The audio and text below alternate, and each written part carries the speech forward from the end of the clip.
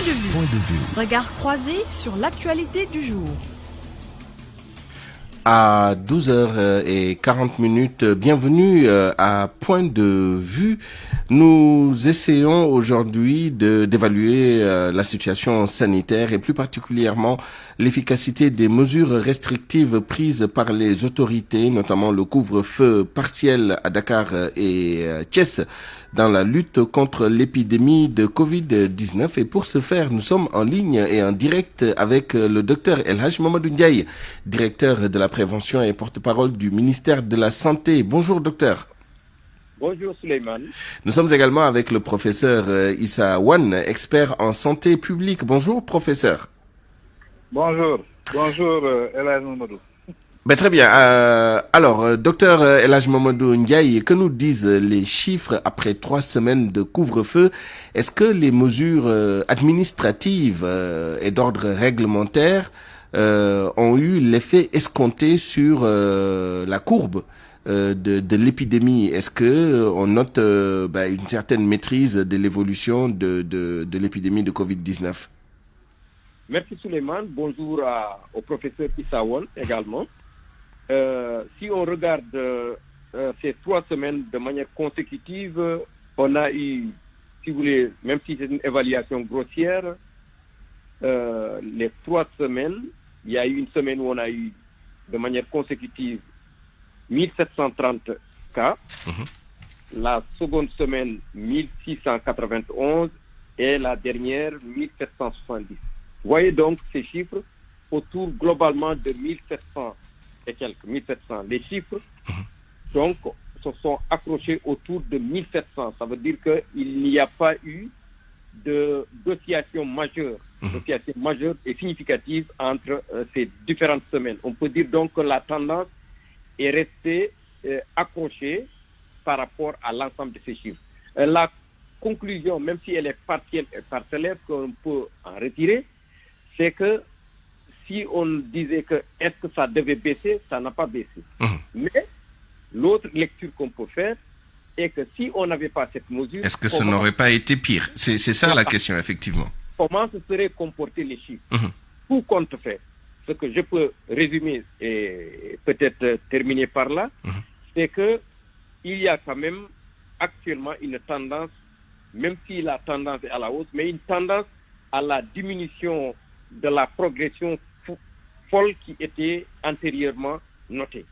Il y a donc une tendance, toujours l'augmentation elle est là, la tendance à la hausse, mais que nous constatons une légère diminution de l'ardeur de la courbe dans son évolution.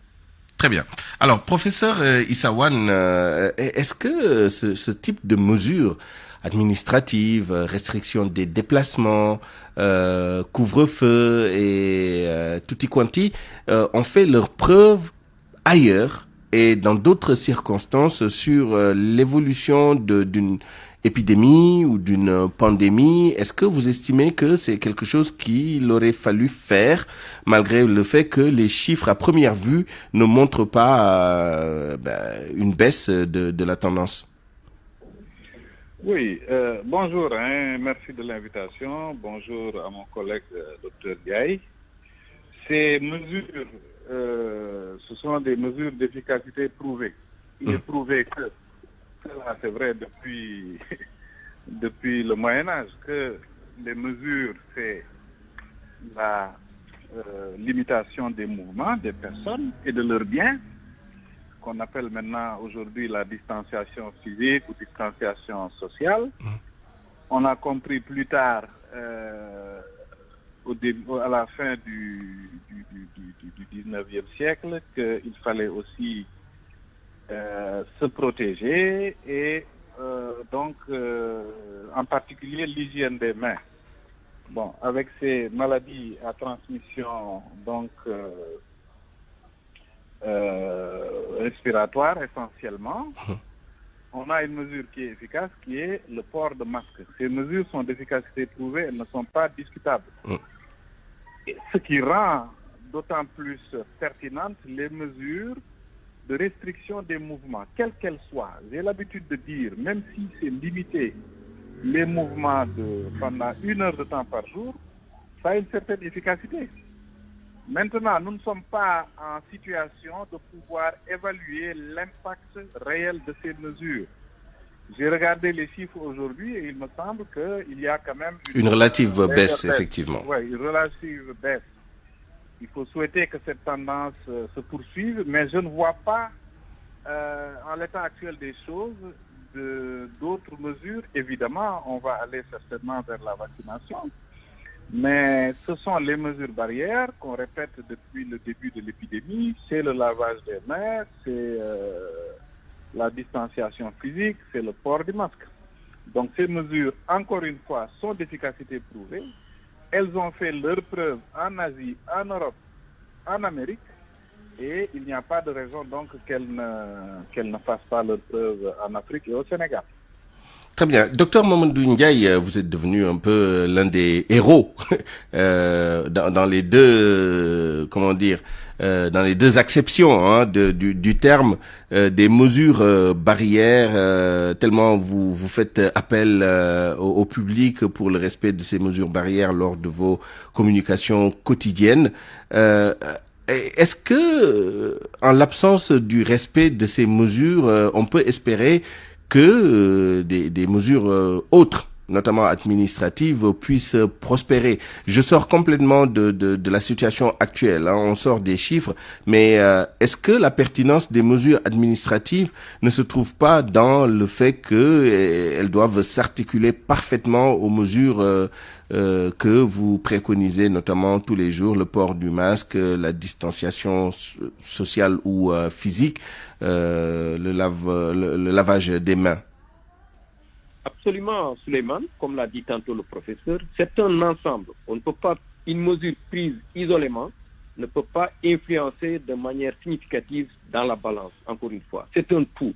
Elles sont venues accompagner d'autres mesures qui doivent être respectées en même temps. Donc c'est de manière globale que tout ça doit agir. La restriction des mouvements des populations, les autres mesures administratives, c'est tout un ensemble de ces mesures qui doivent agir en cohérence pour espérer avoir un impact sur la lutte contre cette pandémie, encore une fois. Il faudra donc savoir que toutes ces mesures doivent concourir à quelque chose, à diminuer la transmission, encore une fois. Même les fermetures des frontières dont on parlait, tout ça, les fermetures ça, c'était pas une fermeture parce que ça empêche au virus d'entrer, non, c'est pour permettre, par ricochet, aux pays ou aux populations de se préparer à quelque chose. Donc c'est tout un ensemble de choses qui doivent aboutir à un résultat donné, encore une fois. Donc, encore une fois, pour dire que les gens ne pensent pas seulement qu'une mesure prise isolément peut régler nos problèmes. Non, non, c'est un ensemble de choses. C'est A plus B plus C plus D qui peuvent aboutir à un résultat et diminuer. Et aujourd'hui, en dehors, comme le disait le professeur, en dehors de la vaccination, qui a une efficacité qui a déjà été annoncée, on espère que ça va se conforter, il n'y a que ces mesures restrictives, à savoir les mesures barrières et les mesures restrictives diminuant les mouvements de population. Encore une fois, si vous considérez que c'est 24 heures, dans un jour c'est 24 heures, si on enlève ne serait-ce que quelques heures dans le brassage des populations, on peut dire qu'on a diminué peut-être la circulation du virus d'une manière donnée. Voilà comment il faudra lire la chose et comment aussi nous on la comprend et aussi on le soutient. On pense qu'il faudra que les gens encore se donnent encore une fois de la peine pour accepter. C'est difficile, c'est une restriction des mesures des libertés individuelles et collectives, mais il faut que les gens... C'est un mal nécessaire.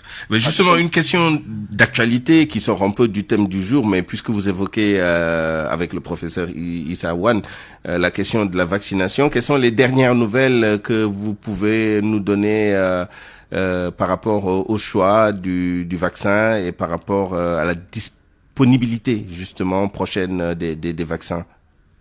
La disponibilité, c'est que ce que je peux dire pour l'instant, c'est que nous, le Sénégal, pour répéter ce qui a été toujours dit, c'est que nous travaillons dans l'initiative COVAX, c'est-à-dire une initiative mondiale qui permet à nos pays d'accéder au vaccin, n'est-ce pas? Cette initiative qui nous permettra d'avoir dans les prochaines semaines peut-être au plus tard, en début mars, peut-être disposer des premières doses de vaccins.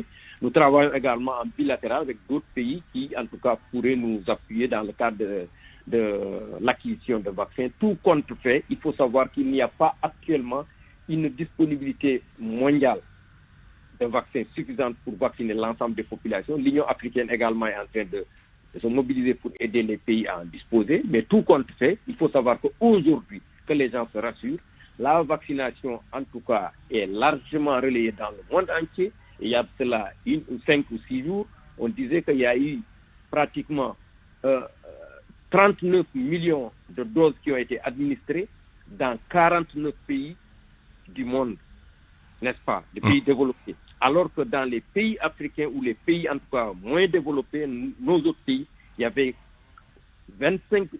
39 millions de doses alors qu'il n'y avait que 25 doses encore une fois. Ça veut dire qu'aujourd'hui, il faut qu'on se batte encore une fois pour rattraper le gap, le retard. Qu'on ne soit pas en rade par rapport à cette vaccination encore une fois. Et que ces vaccins également, les résultats actuellement sont prometteurs. Donc il faudra que les gens, encore une fois, les pays, les pouvoirs publics, les chefs d'État, les ministres soient en tout cas impliqués fortement dans l'acquisition des vaccins qui j'espère vont arriver bientôt. Merci.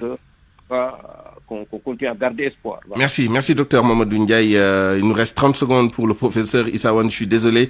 Est-ce qu'il faudrait justement élargir les mesures restrictives à d'autres régions? Je pense à Kaolack qui est en tête du peloton des régions médicales les plus touchées par les cas communautaires, notamment 26 aujourd'hui. Tout à fait, je suis tout à fait d'accord pour étendre les mesures parce que c'est une deuxième vague. Et comme mon collègue l'a dit tout à l'heure, on ne connaît pas le comportement de cette vague. Et je vais exactement dans le même sens que lui concernant la vaccination. Ce qu'il faut savoir, c'est que l'OMS a aujourd'hui 300 candidats vaccins, dont 56 sont à la phase 3, donc efficacité, et dont 5 sont actuellement utilisés dans le monde. Et parmi les 5 qui sont utilisés, la plus faible, je dis bien la plus faible efficacité, c'est 70%. Et je crois qu'il faut faire confiance quand on dit que ces vaccins sont efficaces et leur innocuité est prouvée. Il y a bien sûr des effets secondaires, des effets indésirables comme tout médicament, comme tout produit. Mais encore une fois, le rôle que nous devons avoir, et peut-être que vous encore plus, hommes de communication, c'est de dire il faut renforcer les mesures et il faut être à l'affût de la disponibilité du vaccin pour que les sujets les plus vulnérables, les agents de santé, les personnes âgées puissent être vaccinés. Parce que l'Europe va arriver bientôt à plus de 70% de vaccination de sa population. Merci. L'immunité collective va être réalisée. Alors, il faut que ce soit la même chose ici, sinon l'épicentre de l'épidémie va se déplacer en Afrique. Merci professeur. Merci professeur Issa Wane et docteur Mamadou Ndiaye.